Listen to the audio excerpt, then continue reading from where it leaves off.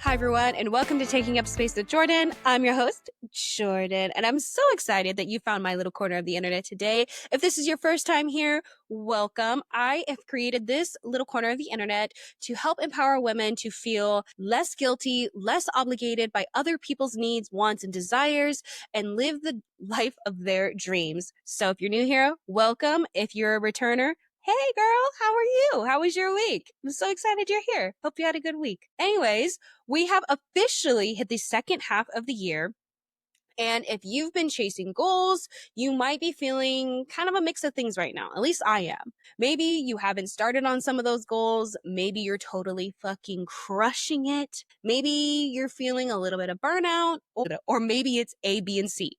That's where I'm at. Option D, I am all of the above. I've made some serious progress in some areas of my life, but there are still a few places that I feel like I've just either discovered that these need to be goals, or I have decided to pivot away from some things. And while I wouldn't say I'm also burnt out, I'm definitely starting to crave some rest, some peace, and even a reset. So the real question, though, is how do we move through the rest of the year in a way that not only feels good, but feels where we are staying committed to our goals without feeling guilty and without burning out? And that's what we're getting into today. Whether you're feeling behind, ahead, or kind of somewhere in the between, this episode is for you. So let's go ahead and check in and figure it out together. And if after this episode you're finding that you're still needing a little bit of support, go ahead and check out my latest online group that's completely free and designed for women who are dreaming big but don't necessarily want to do it alone. Because let's be honest, it's lonely out here being an entrepreneur and having dreams.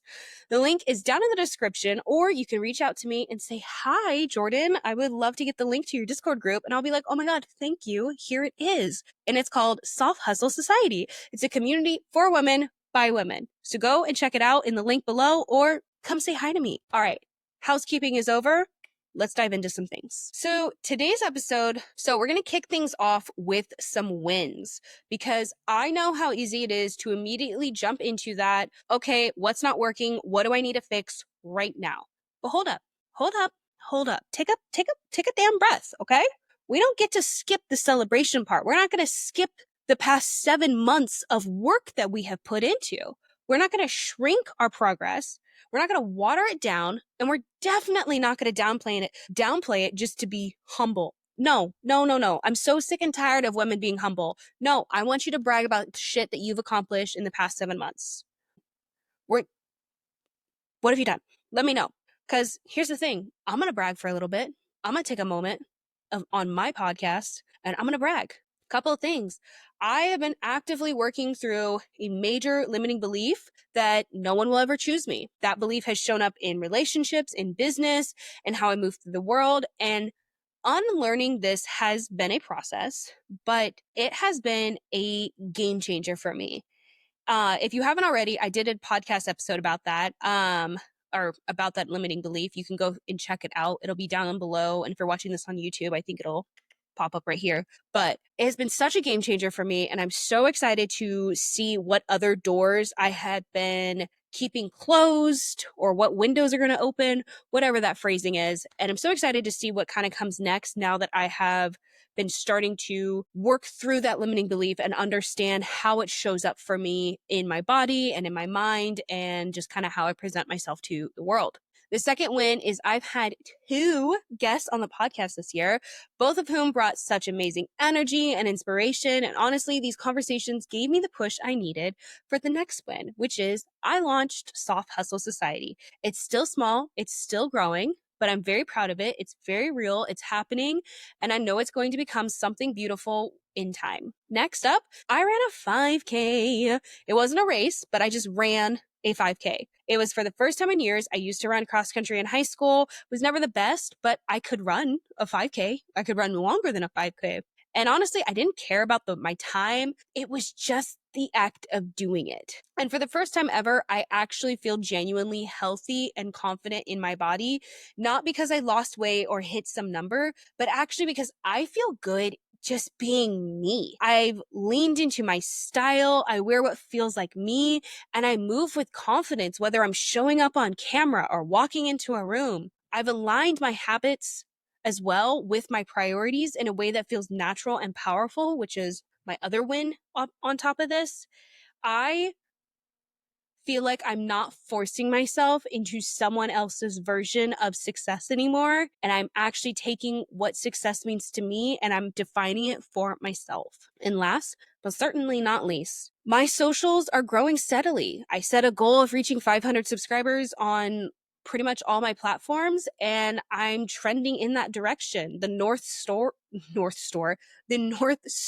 is in sight, and it is making me so proud and so happy to see all of the time, energy, and dedication that's gone into this, to see that it's actually starting to turn into something that not only am I proud of, but I'm happy with and get a lot of joy from. And if I'm honest though, the biggest one of all is that I really feel aligned with who I am.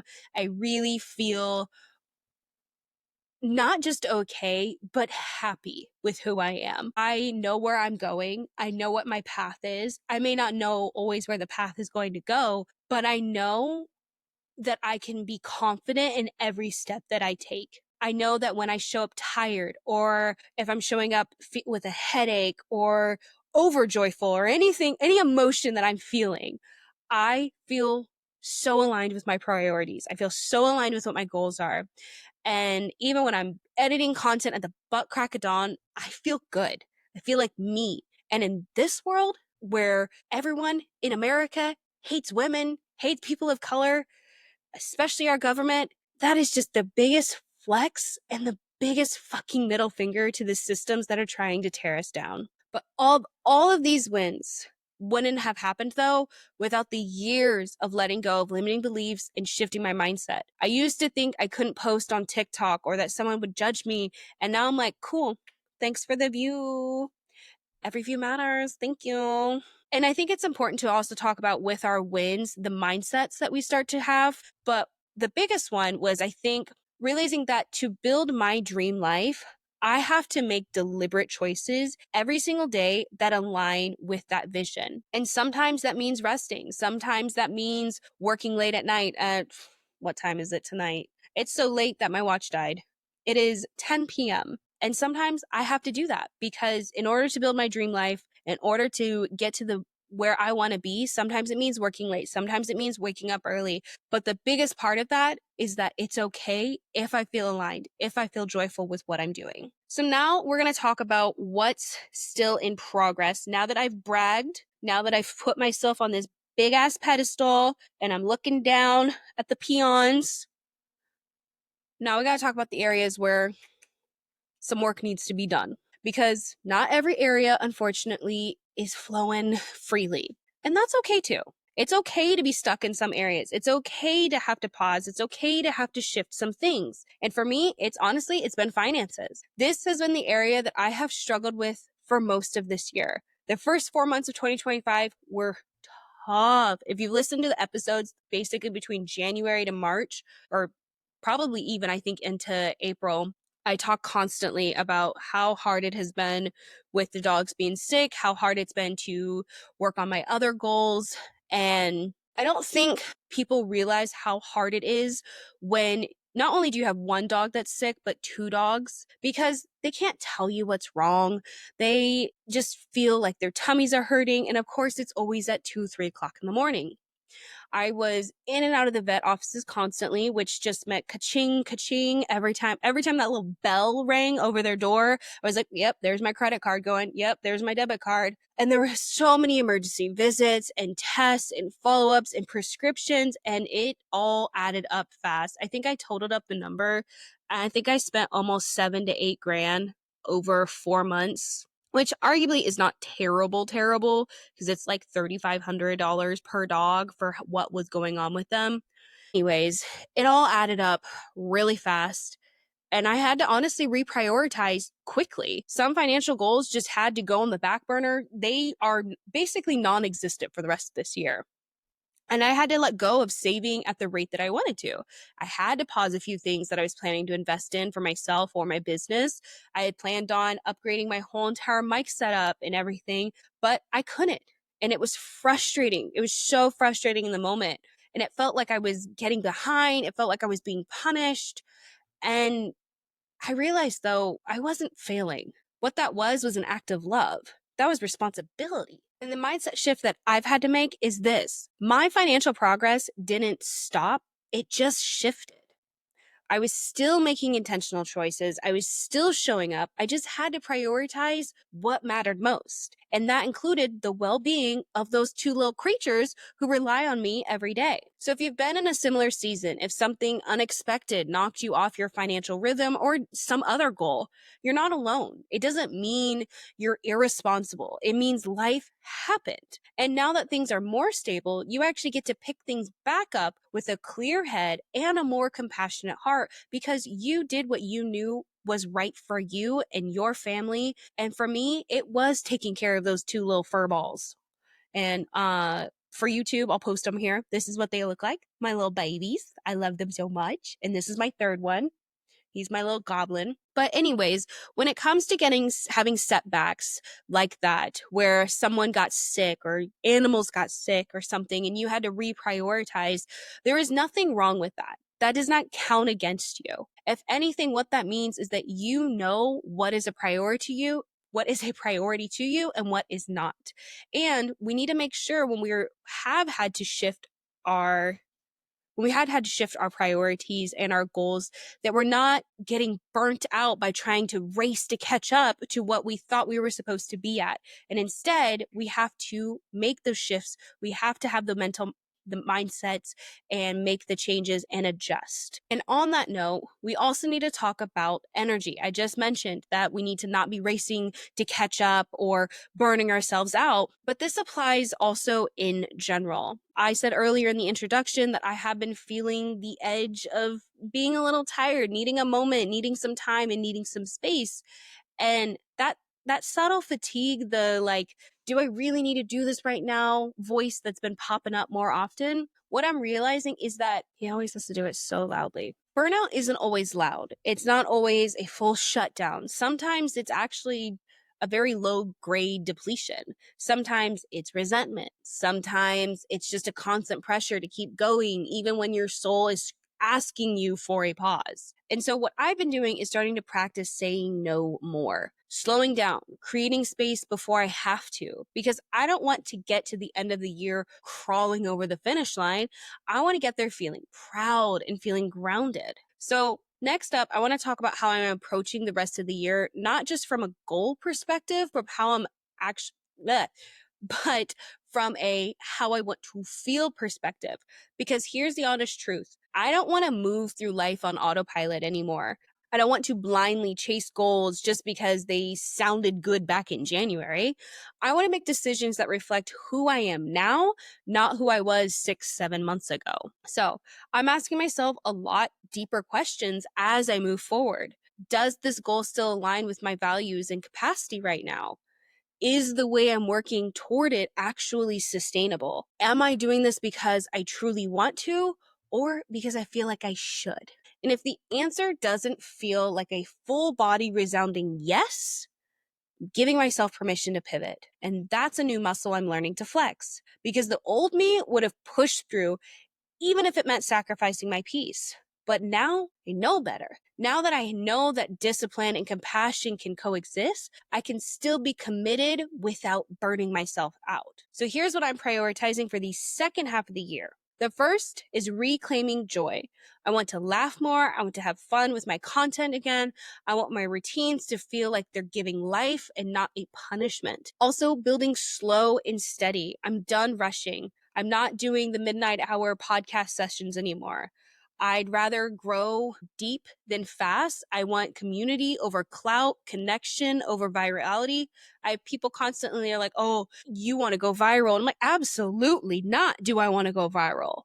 No, I am not prepared for that. I do not have the capacity for that. I do not have the energy for that. I am good with where I'm at right now. And as I build momentum, I will build the muscle to be able to have content that goes viral, hopefully. Next is intentional softness. That means more rest, more no's, more not right now, because softness is powerful. It's not weakness, it's wisdom. Next is financial recovery. I mentioned that this was one of my goals that I've been struggling in. So I'm creating a gentle, realistic plan to get back on track financially without shame and without the pressure, just one step at a time. Next is having a little bit more creative courage. I want to try new things. I want to experiment. I want to make stuff that feels good. I painted a frog on my wall a couple weeks ago, and it's honestly inspired me to go ahead and get some other things to start being a lot more creative and to color more, to write more short stories, things like that. And it's just for the joy of it. It's because I've learned because if I've learned anything this year, it's this. Success means nothing if you feel miserable getting there. The journey does actually matter. Your energy matters. You matter. So I'm no longer asking, how much can I get done in this time frame? Instead, I'm asking, how do I want to feel at the end of this year? And for me, the answer is proud, rested, in alignment, and surrounded by people and projects that feel like home and feel like me. And I hope you'll ask yourself the same thing. So wherever you're at right now, whether you're option A, B, C, or D, this is your reminder that it's okay to feel all the things. You can be proud of your wins and still fighting to figure things out. You can be in momentum, but also still need to take a damn break. And if you want support on that journey, Soft Hustle Society is open. It's free, it's low pressure, it's a space for women who are building their dream lives, one intentional step at a time. The link, again, is down below. It's in my bio. Thanks for holding space with me today. Thanks for doing a goal check-in, and I hope that this can empower you to do your own.